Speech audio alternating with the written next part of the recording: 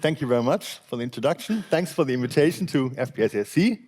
And yeah, this screen that really taught us patience early in the morning, that's good. So let's start pretty relaxed and patient. So this is joint work in progress with Alexandra Struck, Frédéric Chapoton, and Karen Martinez.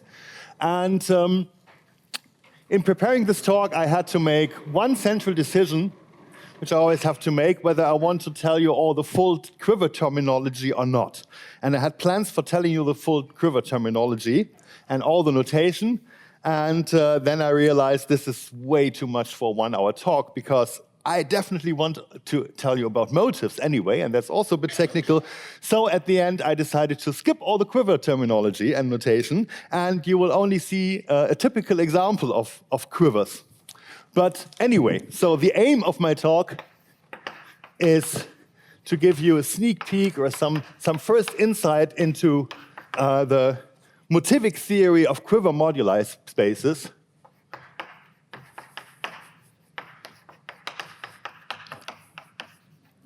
Theory of quiver moduli spaces.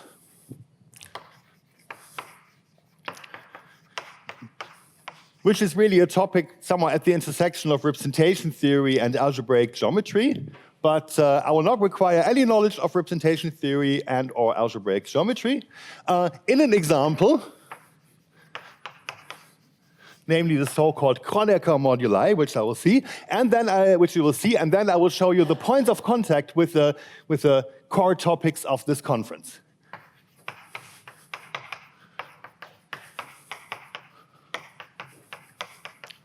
With FPS and AC. And yeah, so in the second half of the talk, we will do some wide manipulations of formal power series. But first, I have to tell you the whole setup, where this comes from, representation theoretically. Then we will turn to algebraic geometry. And then I will tell you about motives, which is a geometric way of counting things. So counting things which are really continuous by nature, but there is a way of counting them. And then we'll write down a Motivic generating series, and we'll do some manipulations with these formal power series and just have fun. Okay, so that's the plan. So let me now introduce the representation theoretic problem. And I already told you, I will not tell you about the representation theoretic background, and just introduce this as a classification problem of linear algebra. By the way, quiver representation theory is essentially just an Überbau for classification problems of linear algebra. Yeah? So we're not losing any information anyway. So let's fix 3 non-negative integers. And here's the problem. Classify m tuples of matrices of D by E matrices. So let's write down such a tuple, A1 up to AM. This is an element of M, D cross E over the complex numbers to the M. So that's an M tuple of D by E matrices. And we want to classify them up to simultaneous row and column operations.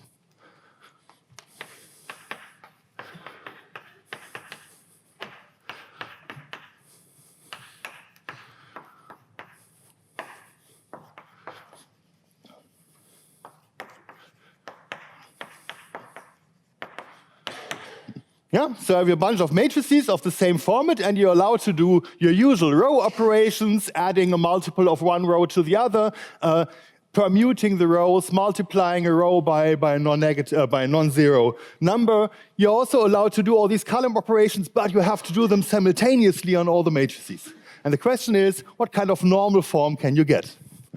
There are 2 cases where this is solved. M equals 1. This is something we learn in linear algebra. If you have just a single matrix and you're allowed to do arbitrary row and column operations, what can you get? Well, with the standard row operations, you can get to reduced echelon form. And if you then perform column operations, you can get rid of all the extra parameters. So at the end, you get a normal form for a single matrix where you just have a bunch of ones on the diagonal, everything else is 0, and the number of runs is the rank of the matrix. Yeah? So the only discrete invariant of a matrix up to row and column operations are the format of the matrix, D and E, and the rank. Of course, you can also do this more structurally by interpreting the matrix as a linear map, and then you just perform a base change in the source and the target space so that you get to this normal form. Yeah? Okay, so that's classic. That we learn in first-year linear algebra course. Wonderful. M equals 2 is the case of pencils of matrices. That was addressed by Reineke in 1890, and he found a classification of this, which is of the same difficulty as the Jordan canonical form of a single matrix up to conjugation. So it's roughly equivalent to Jordan canonical form.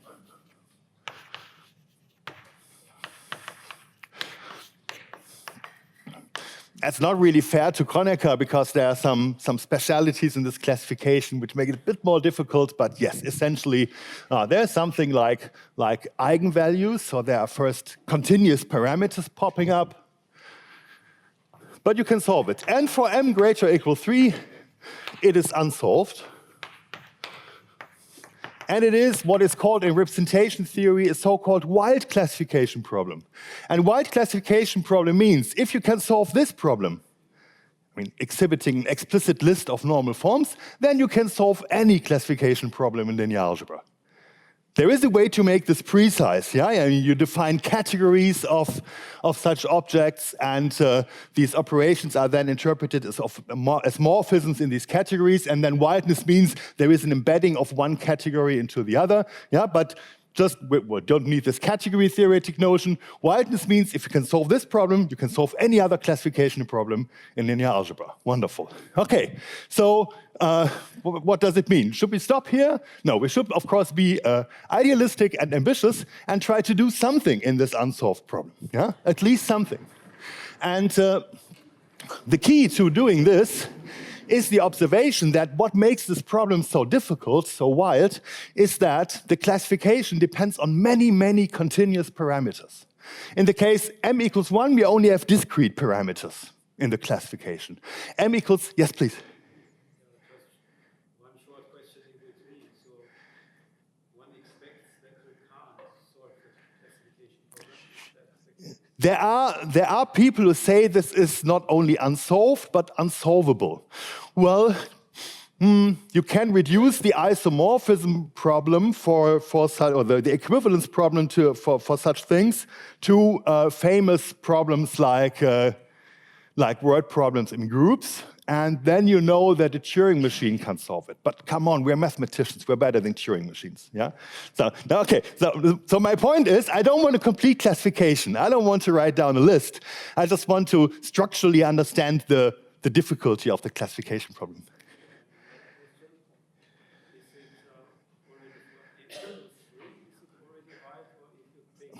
M equals 3. Already for m equals 3, it's wild. At the end, we will see the proper reason for this. Why m equals 3 is some of the point. Well, no, we'll see this everywhere in between. Why m equals 3 is already the critical point.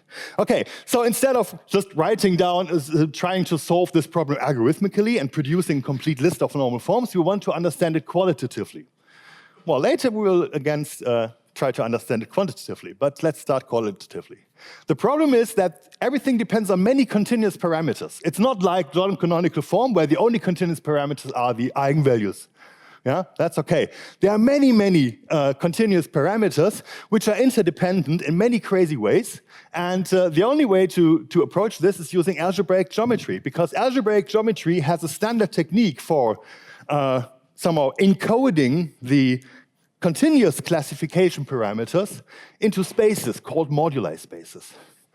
And so let me write down what is the geometric approach, the algebraic geometric approach to this. But I promise you, you don't have to know anything about algebraic geometry. So the geometric approach is, I will first reinterpret this problem of matrices up to a certain equivalence as a group action. Yeah. So the problem which we formulated above is equivalent to classifying orbits of the group GLD cross GLE, orbits of this group in this space, M tuples of D by E matrices, with respect to the operation which looks as follows. GH acts on A1 to AM by H A1 G inverse H AM G inverse. So that's the problem we want to now address. Yeah, because performing row operations or column operations just means multiplying by arbitrary invertible matrices. That's what we learn in linear algebra. Yeah, the standard elementary row operations generate the whole action of GLN.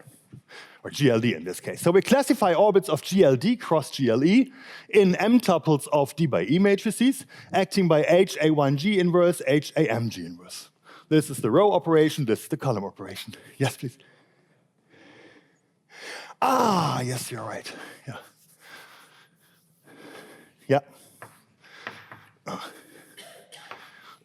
In the first version of my preparation, I wanted to talk about tuples of linear maps and not choose a basis. And then the action is the other way around. If I have a map from a D-dimensional to an E-dimensional space, thank you very much. Okay. All right, so how do you classify orbits? Well, you form the orbit space, naively. And the orbit space classifies the orbits. But of course, it has an extremely bad structure because there are so many orbits. But algebraic geometry to the rescue. Mumford in the mid-60s developed an ingenious tool called geometric invariant theory. And so the following theorem is basically just a consequence of this whole theory of geometric invariant theory. In the general context of quiver representations, this goes back to work of Alistair King from 1994. Geometric invariant theory tells us that there exists a very large subset of matrices, a dense subset. There exists a dense subset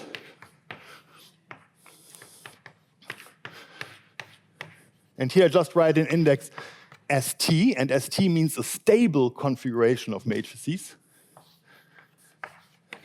Stable tuple of matrices.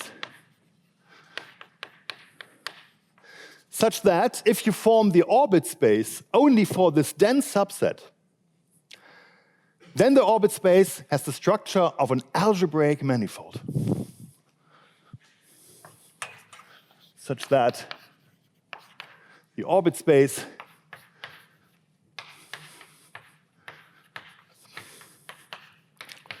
orbits by the group GLD cross GLE admits the structure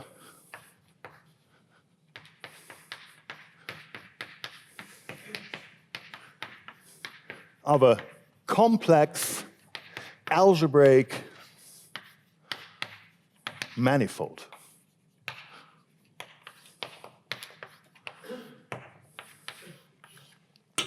And this complex algebraic manifold we call the Kronecker moduli KDEM. Yes, please. So are you saying that there is only one such a subset, or there is a Geometric invariant theory chooses a canonical one for you. In this case, there's really a canonical one. Yeah? So in general, the story is you have to choose a notion of stability. But in this special case, all the notions of stability which give something non-trivial are equivalent anyway. So yes, in this case, there is something like a canonical, even maximal dense subset such that the quotient exists algebraically. So this exists as a complex algebraic manifold. So it exists as a complex manifold, and it is algebraic in the sense that this manifold can be defined in some ambient projective space by polynomial equations. Yeah?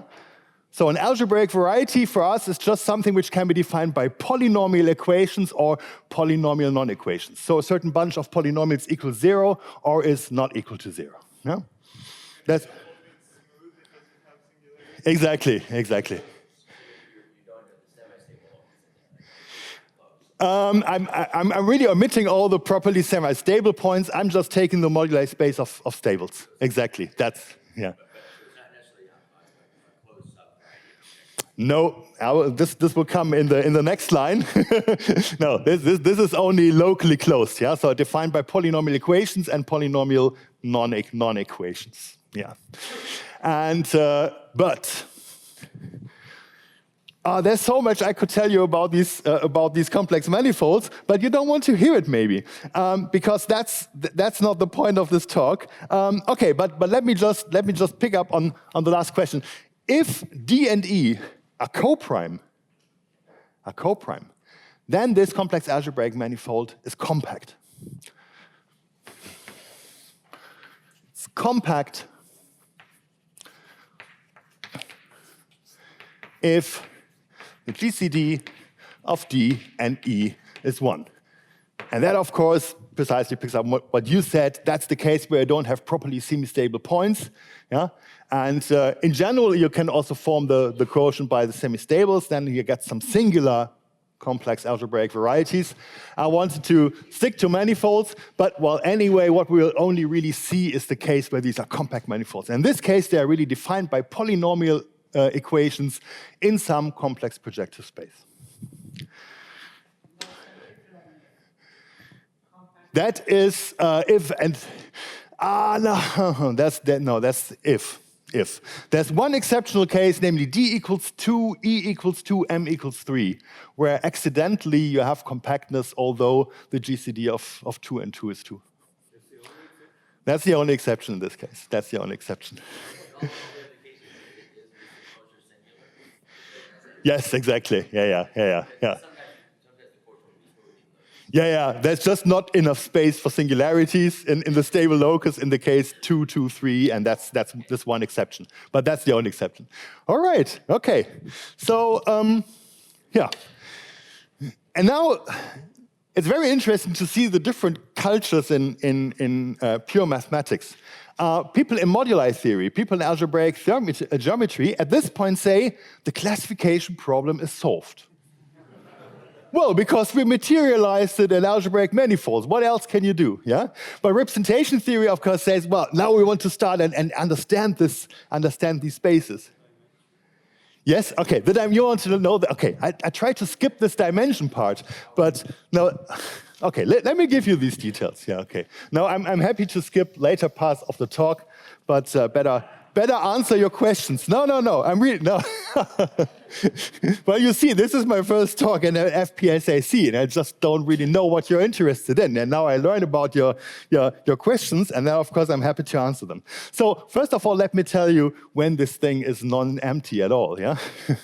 Okay. So let me assume that we are in the interesting unsolved case. M is greater or equal 3. Yeah, because otherwise there's an exception.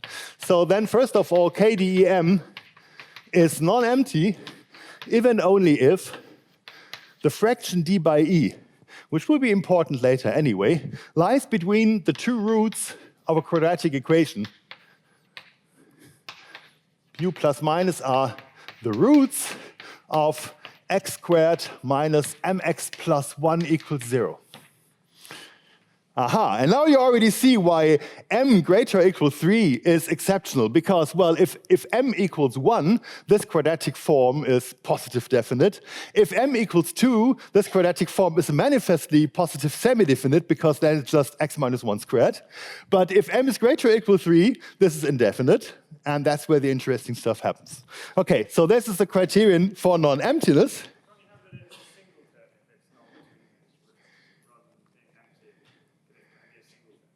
It can, yes. If, yeah, you will see this from the dimension formula. So the dimension of KDEM equals 1 minus d squared minus e squared plus mdE. So, and from this you can work out when the dimension is 1. Well, this is not really unfair, but well, this is really related to Fibonacci numbers. Yeah, so you start with the case DE equals 1, 0 or 0, 1, and then there's an operation similar to producing the Fibonacci series, which gives you all the solutions where the dimension is 0, so where the space is actually just a single point. Yeah. Okay. That's the dimension. All right. Back to cultural differences in pure math. Okay, in algebraic geometry, in modular theory, we say, okay, we are finished. Yeah, we just want to know some. Oh, we are not yet finished. Please. Yes, definitely. That's that. Yeah, you want this. These are always. I will come back to that question. So, these are always Fano varieties of Picard rank 1. They are infinitesimally rigid. So first cohomology of the tangent bundle is 0. This we only proved a few months ago. We have some idea how to even produce tilting bundles so that maybe we have an understanding of the derived category of coherent vector bundles on it, and so on and so on. There's, of course, lots of things, but nothing is really close to coming back to the actual classification problem. We will come back to this in a second. Okay, your question.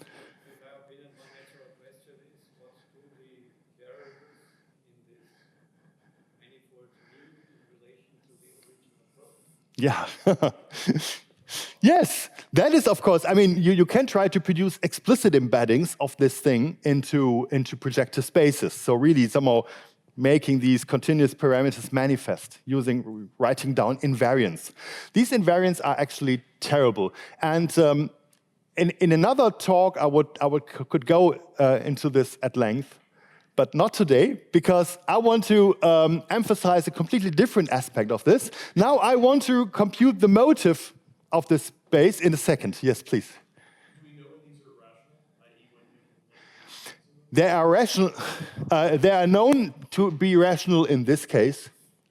And it's a conjecture that they are rational in any case.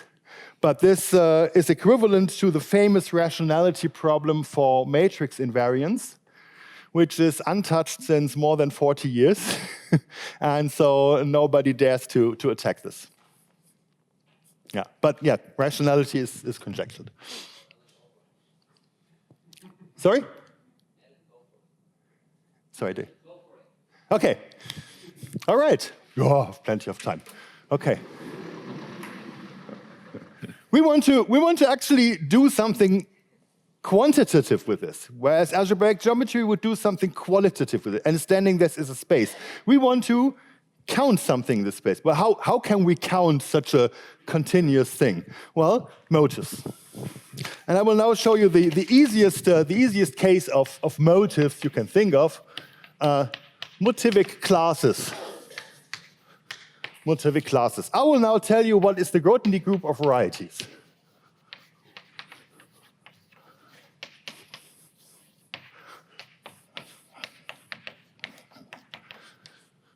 So this part 3 is somehow the most technical part of this talk, where I introduce the most notation, and after that we'll come to the results. So what is the Grothendieck group? If you have ever seen the construction of a Grothendieck group, well, you first define an absurdly large abelian group of all the objects you're interested in, and then you mod out by some relation which makes this tractable. And that's what we do. So K0 var C, Grothendieck group of varieties over C, is a free abelian group over isomorphism classes of varieties.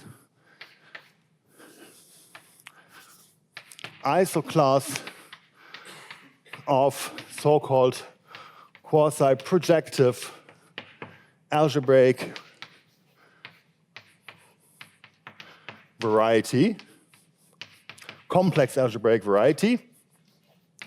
And so these acute brackets with the Z indicate free abelian group generated by this. We will not discuss set theoretic problems of taking the set of all isomorphism classes. And quasi-projective just means what I already told you. In some large complex projective space, we define something by polynomial equalities and polynomial non-equalities. That's a quasi-projective variety. Yeah? And then we mod out by a relation, and this relation has a very suggestive name, which we'll immediately like. It's the cut and paste relation. So we divide all varieties by cut and paste. Cut and paste means the following. X is equal to A plus X minus A if A is inside X, Zariski closed. Zariski closed. So what does this mean? Inside my x, which is given by polynomial equations and non-equations, I define something again by polynomial equations. That's a Zariski closed subset. And then I say x is equal to a plus the complement in this thing. Yeah? So I'm allowed to take my x, cut it into a closed part and an open part. And so this is x, this is the a, this is x minus a. And then I just brute force want to have the relation that x is the same as taking the disjoint union of a and this open complement. Yeah? So everything you can do by cut and paste gives you an equality in the Grothendieck group. Yes, please.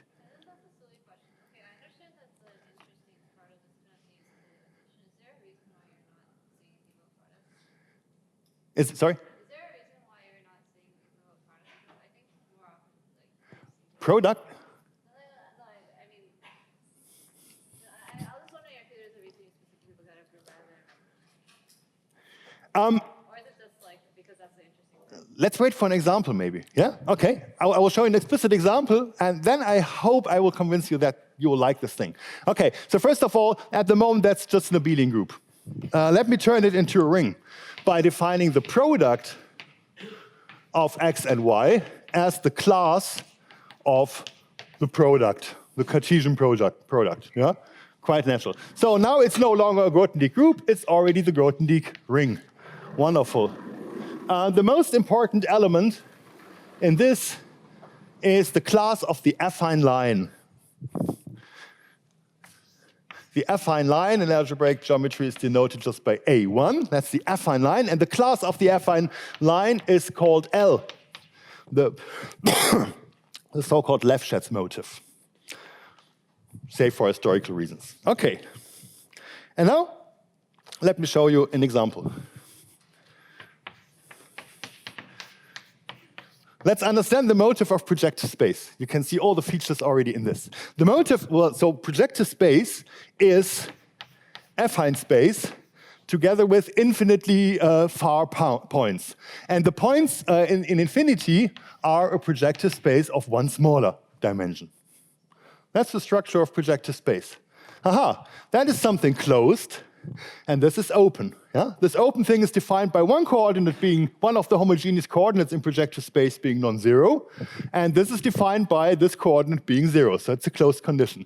Aha, so in our motivic ring, the motive of Pn is the motive of An plus the motive of Pn minus 1. And now you already see an induction running. Yeah, because you can continue with Pn minus 1. This guy we have under control. An is just the n-fold product of the affine line with itself. Yeah? Okay, so this is nothing else than L to the n. And now you continue, and what you get is Ln plus L plus 1, which we all like to write as truncated geometric series, 1 minus L to the n plus 1 divided by 1 minus L. This is not yet allowed, yeah? But we will allow it. Okay, so, yeah, oh yes, let's allow it immediately. Let me call the motivic ring R mod as a certain localization of these Grothendieck ring of varieties. Namely, I want to have an inverse of the affine line. I want also to have, for certain reasons which I really can't explain, a square root of the affine line. So I adjoin L to the plus minus 1/2, and I also want to have all sorts of denominators like this. So I take this ring, this is a commutative ring, and I localize it by all these elements. This is extremely dangerous because in algebraic geometry it is known that the Lefschetz motive is a zero divisor. And if you localize at a zero divisor, you definitely lose some information, but we don't care. There's enough information remaining. Yeah? Okay, so and in this ring where I allow denominators like 1 minus L to the I can definitely write the motive of projective space as this. Wonderful. Now I have to explain to you why this is like counting. Now imagine you take the projective space over a finite field, FQ. What is the number of points of projective space over finite field FQ? Well, it's Q to the n plus Q plus 1. So we are imitating counting in a continuous setting of varieties over the complex numbers. That's what motifs are for our purposes. Okay? Final definition. For reasons coming from Motivic, Donaldson, Thomas theory, I define by V minus the square root of the Lefschetz motive, and I define the so-called virtual motive as a normalized version of the motive. It's V to the minus the dimension of X times the original motive. Yeah, so for example, the virtual motive of projective space then becomes V to the n plus 1 minus V to the n minus 1 divided by V minus V inverse. And the reason is that anything satisfying Poincare duality should have a motive where switching V and V inverse doesn't do anything. Okay, so that's the virtual motive. Okay, and now we just asked for what are the motives of these things. Okay, so that was the first half of the talk. And let's take a deep breath, in particular after this. Okay, so we started young and idealistic, trying to solve an unsolved linear algebra problem of classifying matrices, tuples of matrices up to row and column operations. We had to go into algebraic geometry because it is so complicated, and we can materialize the continuous classification parameters in a space. And now what can we do about the space? We can do things about the space which people in algebraic geometry can do, but we are here at FPSAC, so we want to do some maybe enumerative combinatorics, and we can imitate enumerative combinatorics in algebraic geometry using motifs. Yeah? This really feels like a generating function of a finite set with respect to some statistic. Yeah? Okay, and at the end you will see that indeed, if you take this point of view, you get some interesting things here. Yeah? So almost at the end of the talk, there will be a plot twist, and you will start to really love this odd little character. All right. So all the machinery is there now. Now let me manipulate from a power series.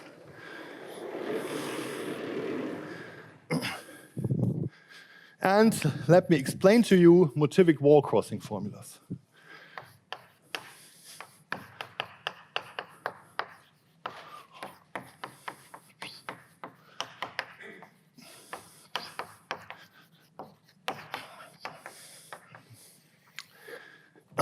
If you have ever heard people in algebraic geometry or physicists in string theory talking about wall crossing formulas, that's where all this originates from. Yeah? So this is some of the prototype of wall crossing formulas.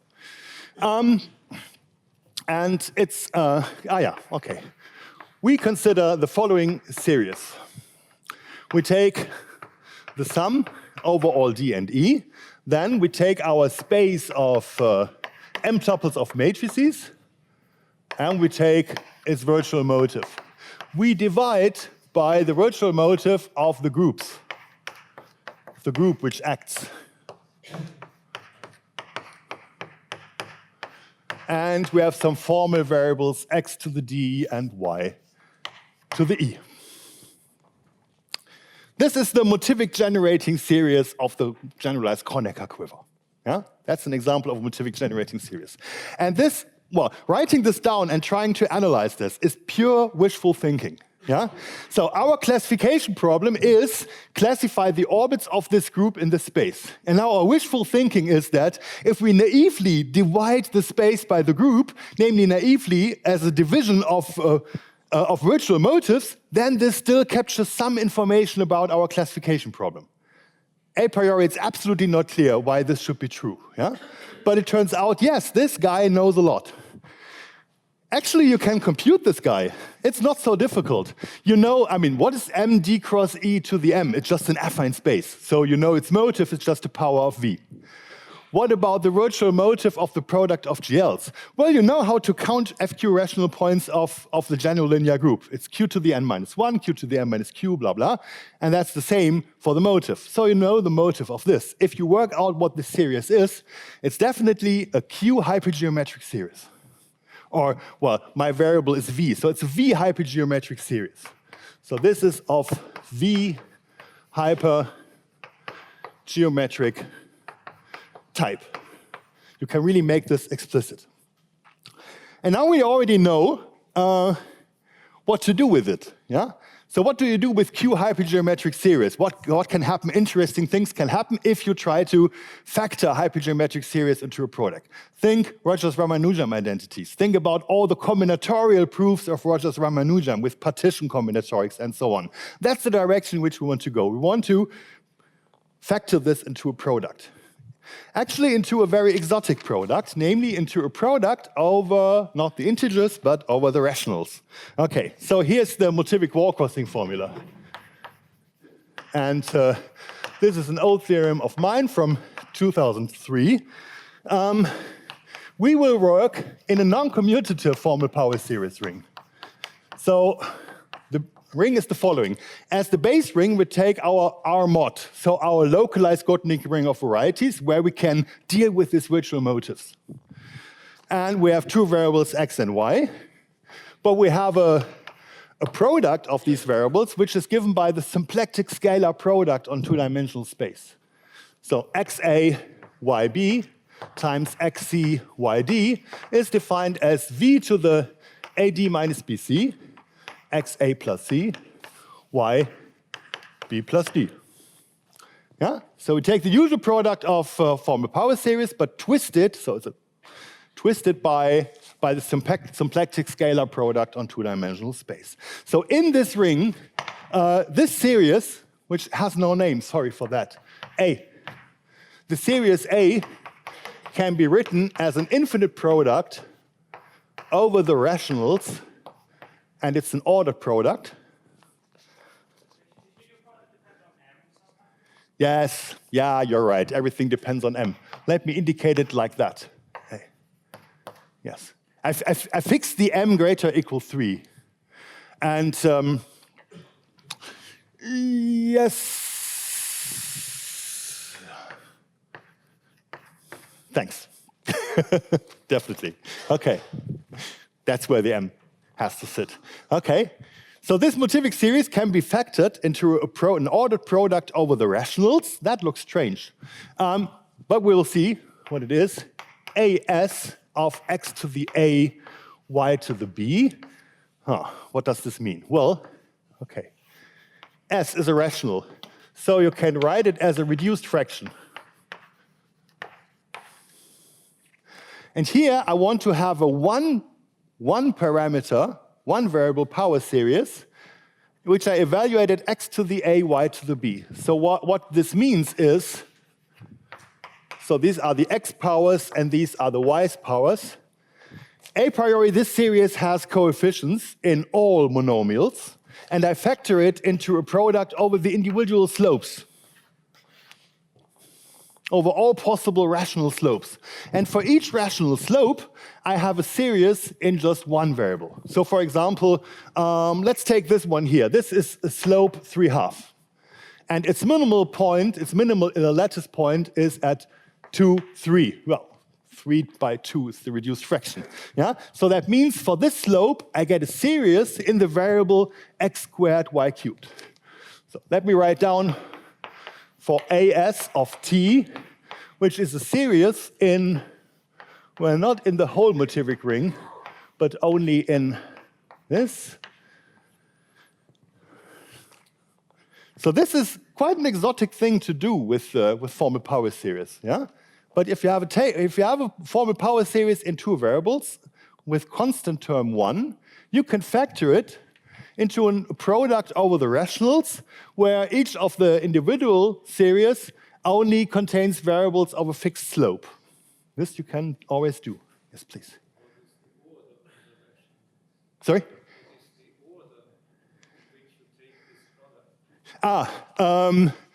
Increasing slope. Increasing slope. It makes sense. Well, little lemma.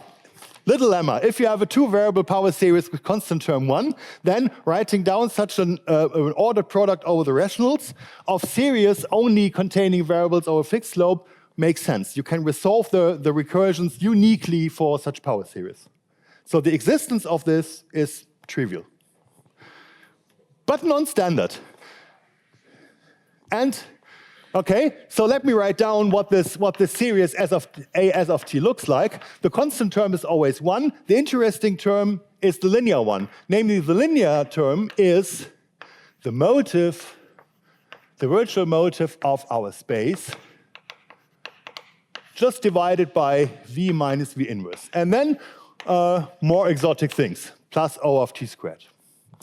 That's the key thing. So this means the motives of these spaces, at least in the case where they are compact, this we don't have here on the blackboard. I have to emphasize, okay.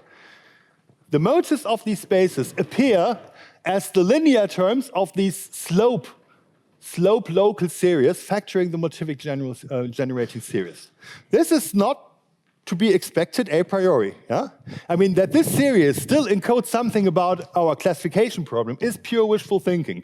But after this exotic operation of factoring into a product over the rationals, suddenly there appear local generating series whose linear term is these motives, but only in the case where A and B are co-prime. Yeah? Because A and B are assumed to be co-prime, they should define a reduced fraction.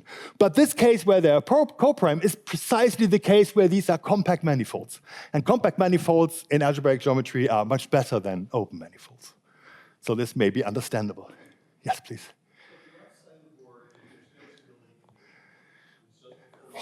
Exactly. Yeah. You have such an infinite product factorization. Whenever you write down a Motivic generating series and you factor it, then you have local generating series for semi-stable objects. That's the general principle. If only I had time to do this in full generality, you would have seen this. I'm really hiding this under the carpet. Sorry for that. But of course, well, if you know, you know. Yes. Yes, the coefficient here. The coefficients of this series are not only arbitrary motives, but there are motives which you can generate from V, from this square root of the Lefschetz motive. So they are always polynomial in the square root of the Lefschetz motive, which is also Laurent polynomial. Yeah, thanks. Laurent polynomials with rational coefficients. In fact, with integer coefficients in the Lefschetz motive, which of course tells us, yeah, this apparently counts something by some statistics, at least abstractly. Okay, so the first linear term is the motives of these compact manifolds. All the other terms have geometric interpretations, actually 3 different geometric interpretations, which require a separate talk. Sorry for that. I wanted to squeeze at least one of these 3 different interpretations into my concept, but just no way. But instead of telling you about geometric interpretation, let me show you something structural about this formal power series, which maybe, well, you will like here. So, and this is the topic, part 5 of my talk, algebraicity.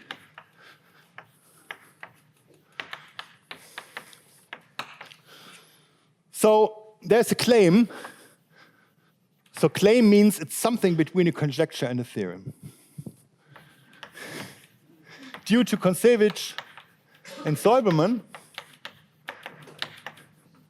who studied these things a lot in relation to Motivic Donaldson-Thomas theory of 3 Calabi-Yau manifolds, and they say the following. So first of all, let me define Fs of t as the logarithmic V derivative of this A series. Yeah? So we take As of Vt and divide by As of V inverse t. Yeah? So I'm now interested in structural properties of these local series. Apparently, these series are great because even the linear term contains lots of geometric information. So we have to know about these series. Let me define the logarithmic V derivative, Fs of t. It has the advantage that I can specialize V to 1.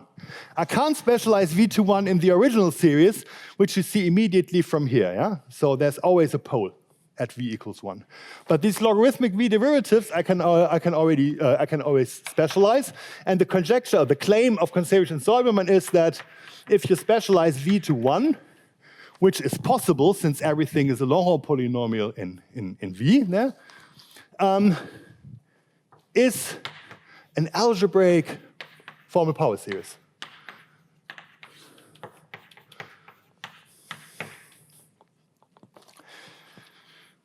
Okay. Well, that's the next level of complication after being a rational formal power series, which they are definitely not. Yeah, they're never rational. Yes. Okay, so it's based on one evidence, which is a theorem of myself, which I will now reproduce. And the general, I mean, I only heard about this claim in another paper where some experiments with this claim were made. There is no written proof of this, but I asked Maxim Kontsevich 3 years ago, and he says, yes, it is a theorem. He kind of sketched me a proof, but I can't repeat it. Definitely not. And so let me just call it a claim, yeah? And here's the theory, and well, their proof is definitely not explicit. It doesn't give you an algebraic equation satisfied by this series.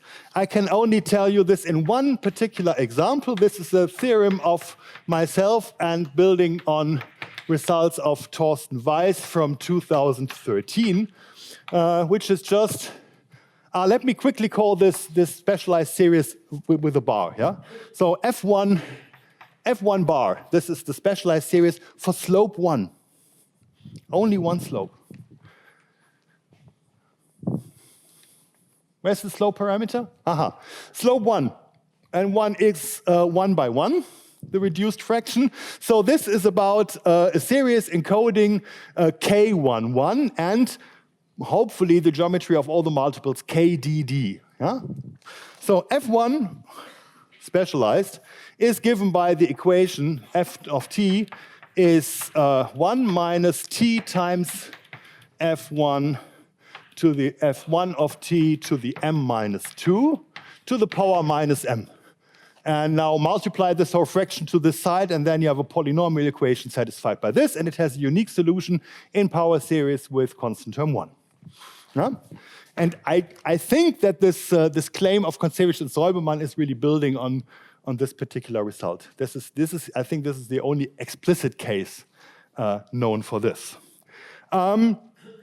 It has some really funny consequences, because now that you have such a functional equation, you can apply the Lagrange inversion formula and extract the coefficients. And there are some nice things using binomial coefficients. I will not spoil you with the main plot twist, which will happen in 5 minutes. And let me just continue with the final part of the talk, which is about functional equations. Okay, so this was all old stuff. 2003, 2013. There's another one, wonderful. And after the last sip of coffee,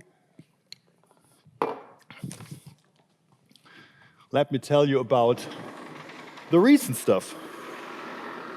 5 minutes. Yes, thanks. Functional equations.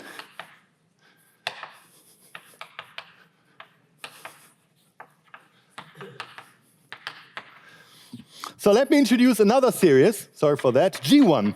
This is something encoding not the moduli spaces, these Kronecker moduli spaces of slope almost 1.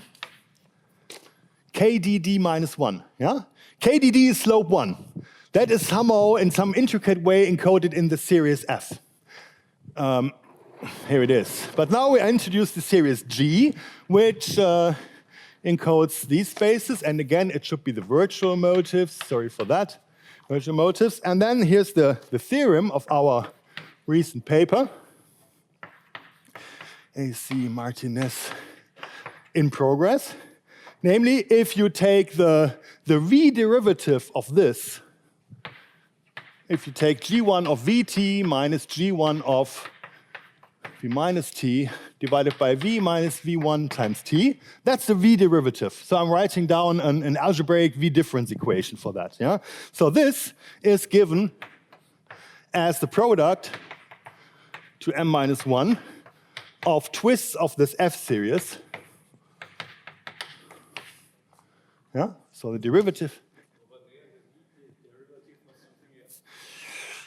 This is the logarithmic V derivative, and this is the honest V derivative. So this is a differential. I mean, specializing V to 1, this would be a differential equation that the derivative of G is a power of F, and F conversely, can be interpreted in terms of G, namely it's V times G1 to the V m minus 1t minus G1 1 minus m t. Maybe you don't want to see the details, but just proof of concept. The derivative of G is a product of the F series, and F is given by some kind of strange kind of derivative of G. The upshot of this is that now you can play Lagrange inversion and extract coefficients and whatever, and what you get as a consequence of that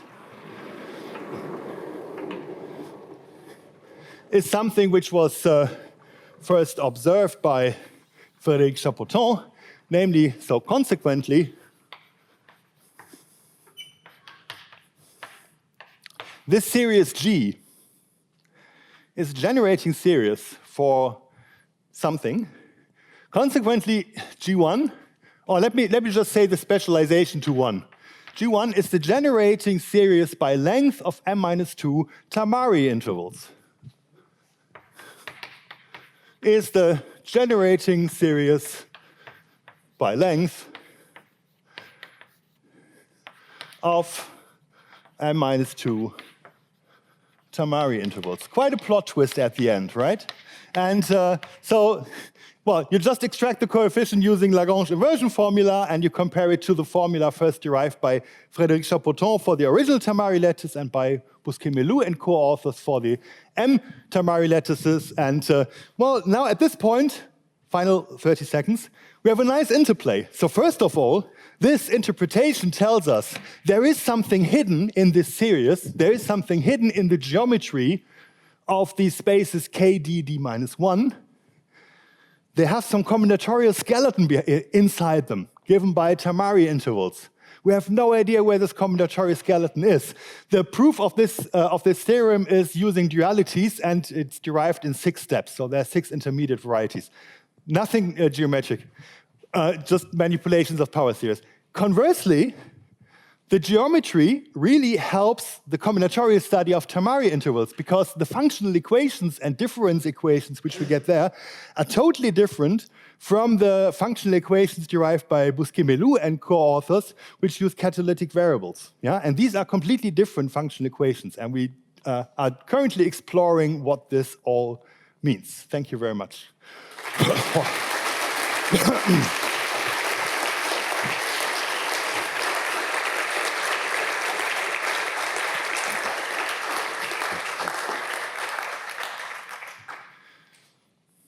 So are there any questions for Markus?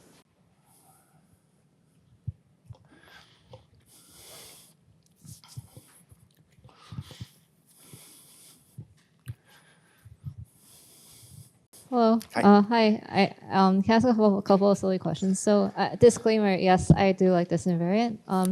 So I guess a sort of vague general question is, this cutting and pasting thing is really nice, but often it kind of like breaks when you try to do a lot of things people do in algebraic geometry. So often when people compute classes, they use these clever affine stratifications.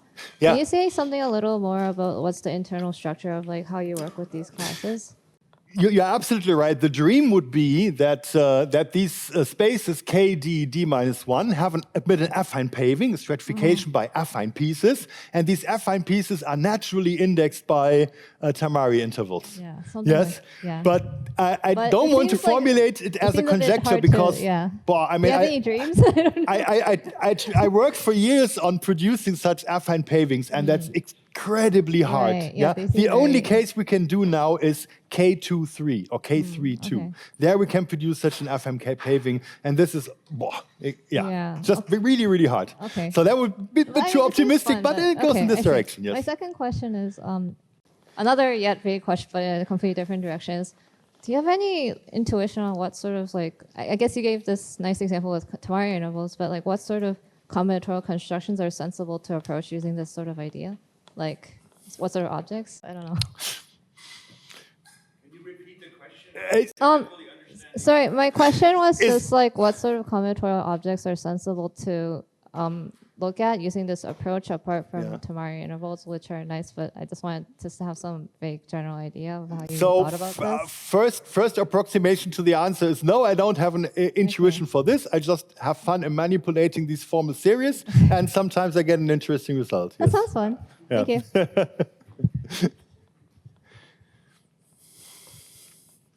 Are there There's any other- one question.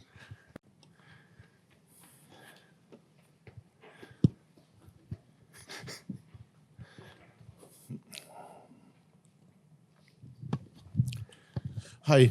So generally, when you have a formula with no subtractions in the Motivic ring, this might mean and might not mean that there is a cell decomposition, maybe a meaningful one. Are there some ways to tell if there could be one of? Are there some obstructions that are not visible in the, on the motif level? Well, there are not so many techniques in algebraic geometry to produce cell decompositions. Yeah, the standard technique is the Biarinitzky-Birula technique, where you have a torus action on your variety, and then you look at torus fixed points and their attractors. These varieties have torus actions, and you can somehow, but well, it's just not enough.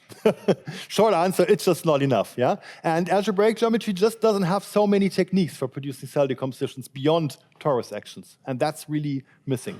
And you have to find an ad hoc method, and it's just a terrible mess. But yes, ultimately that's the aim. A cell decomposition, and the cells are completely naturally parameterized by n-2 Tamari intervals. That would be so great, yes.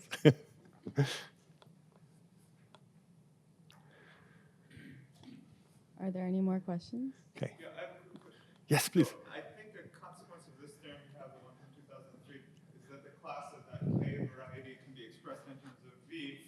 I mean, you said that like the whole ring is not generated Yes. by V. Yeah. Is it easy to see without this theorem that the class of No, that's the only proof. this is the Yeah, proof of yeah. it? Okay. There's not enough structural insight into these moduli spaces of deriving this from some other geometric property. I mean, there are indications for that. For example, it's known that the whole cohomology is algebraic, so cyclone map is an isomorphism. And there's something known about there are polynomial count if you have a model over finite fields. So there are many indications for that. But I think the only way to prove that the motive is trivially motivated, so a motive is a polynomial in Lefschetz, is by this theorem. That's the standard way to derive this. Yeah. So maybe we can take any further questions. Thank after you very coffee much. break. Let's. Thanks.